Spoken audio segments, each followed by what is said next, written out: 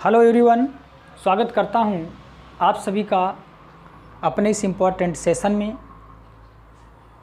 और जिन्होंने मेरे चैनल को अभी तक सब्सक्राइब नहीं किया, चैनल को सब्सक्राइब कर लें और बेल आइकन को प्रेस कर लें, जिससे समय समय पर मेरे वीडियोज़ के नोटिफिकेशन आप तक पहुंचते रहें। तो चलिए सेशन को शुरू करते हैं। आज का जो सबसे महत्वपूर्ण टॉपिक है वो है स्थानीय स्वशासन पंचायती राज दिवस, यानी 73वां संवैधानिक संशोधन। आप सभी ये बहुत अच्छे से जानते हैं कि भारत की जो आत्मा है वो गांवों में निवास करती है। सर्वप्रथम स्थानीय स्वशासन की परिकल्पना और इस स्थानीय स्वशासन कब आया, बहुत कुछ हम पीछे चलना चाहेंगे। दक्षिण भारत का एक राज्य था चोल वंश, जिसके संस्थापक विजयालय थे और महानतम राजाओं में से एक राजेंद्र चोल का नाम आपने अवश्य सुना होगा। तो चोल साम्राज्य बहुत ही बड़ा था, तो शासकों में ये बात आई दिमाग में कि क्यों ना स्थानीय लोगों को सत्ता दे दी जाए। तो चोल शासकों ने स्थानीय लोगों को सत्ता सौंप दी।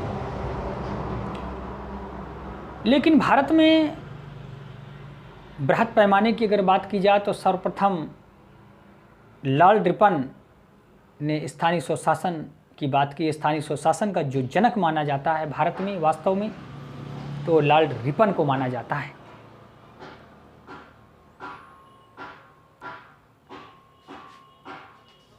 सर्वप्रथम 2 अक्टूबर 1959 को 2 अक्टूबर 1959 को राजस्थान के नागौर जिले में सर्वप्रथम त्रिस्तरीय पंचायती राज व्यवस्था को लागू किया गया।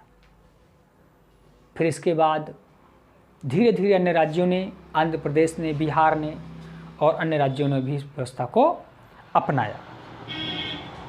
लेकिन त्रिस्तरीय व्यवस्था को और अधिक प्रभावशाली बनाने के लिए,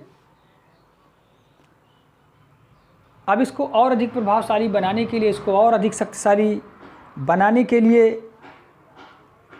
एक और समिति आई, अशोक मेहता समिति आई। और अशोक मेहता समिति ने, क्योंकि 1970 में जब जनता सरकार थी, तो इस समिति ने द्विस्तरीय बनाने का सुझाव दिया। पहला एक पंचायत स्तर और दूसरा जिला स्तर। लेकिन वर्तमान मौजूदा समय में त्रिस्तरीय पंचायती व्यवस्था ही लागू है, जो बलवंत राय मेहता ने जो सिफारिश की थी, त्रिस्तरीय व्यवस्था, ग्राम पंचायत, क्षेत्र पंचायत और जिला पंचायत, उसी व्यवस्था को लागू किया गया है। सन 1992 में जब 73वां संवैधानिक संशोधन हुआ, तो 73वें संशोधन में 11वीं अनुसूची जोड़ी गई। जब 11वीं अनुसूची जोड़ी गई, संविधान के भाग 9 में इस व्यवस्था का उल्लेख किया गया है। भाग 9 11वीं अनुसूची। और अगर पूछा जाए कि अनुच्छेद कौन सा, तो अनुच्छेद 243 ये बात करता है। और राज्य के नीति निर्देशक में अनुच्छेद 40 राज्य सरकारों को आदेशित करता है पंचायतों के गठन का। तो 1992 में जब तत्कालीन सरकार पीवी नरसिम्हा राव की सरकार थी, तो बड़े मान मनोबल के साथ इस बिल को पास कराया गया लोकसभा और राज्यसभा से। क्योंकि इसके पूर्व 1989 की मैं बात करूं, 1989 में जब राजीव गांधी जी की सरकार थी, तो बहुत सारे उन्हीं के सत्ताधारी लोग नहीं चाहते थे कि ये व्यवस्था लागू हो, इसको अधिक प्रभावशाली बनाया जाए। क्योंकि बड़ी मछली कभी नहीं चाहती है कि छोटी मछलियां पनप में पाए। वो चाहते थे कि हमारा प्रभाव कम हो जाए, इसलिए ये बिल नहीं आना चाहिए। लेकिन इच्छा शक्ति थी नरसिम्हा राव जी की कि ये बिल आया, 73वां संवैधानिक संशोधन हुआ, पंचायतों को अधिकार दिए गए। और सबसे बड़ी खूबसूरती ये है, भले महिलाओं के बढ़ावा की अगर बात होती है, लेकिन पंचायत में 1/3 आरक्षण की व्यवस्था है, 33% आरक्षण की व्यवस्था की गई है। ये खूबसूरती है हमारे इस पंचायती राज एक्ट की। भारत के कुछ राज्यों ने तो 50% आरक्षण दिया है महिलाओं को, लेकिन मौजूदा समय में उत्तर प्रदेश स्टेट में भी 1/3 33% आरक्षण की व्यवस्था की गई है। और क्योंकि जब 73वां संवैधानिक संशोधन 1992 में पारित हुआ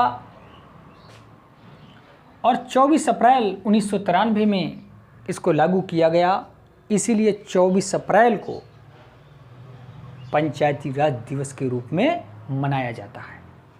सन 2010 से 24 अप्रैल को पंचायती राज दिवस के रूप में हम अनवरत मनाते चले आ रहे हैं। निश्चित तौर पर अब हम यहाँ पर एक महत्वपूर्ण बिंदु पर डिस्कस करेंगे। प्राय लोगों के दिमाग में होता है कि ग्राम पंचायत ग्राम सभा एक है। नहीं, ग्राम पंचायत में केवल और केवल चुने हुए प्रतिनिधि होते हैं। यानी कहने का मतलब वो मेंबर्स और जो हमारा ग्राम प्रधान होता है, इन सबसे मिलकर के निर्माण हुआ है ग्राम पंचायत का।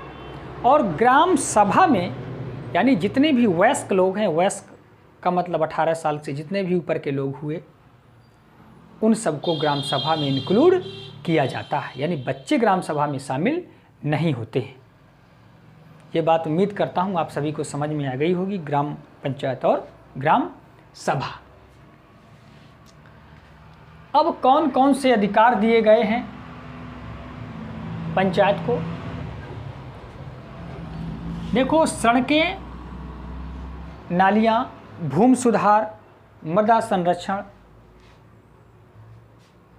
और गैर परंपरागत ऊर्जा स्रोत, गरीबी उन्मूलन, ग्रामीण आवास, लघु वनोपज, सामाजिक वानिकी, मत्स्य पालन, पशुपालन, डेयरी मुर्गी पालन,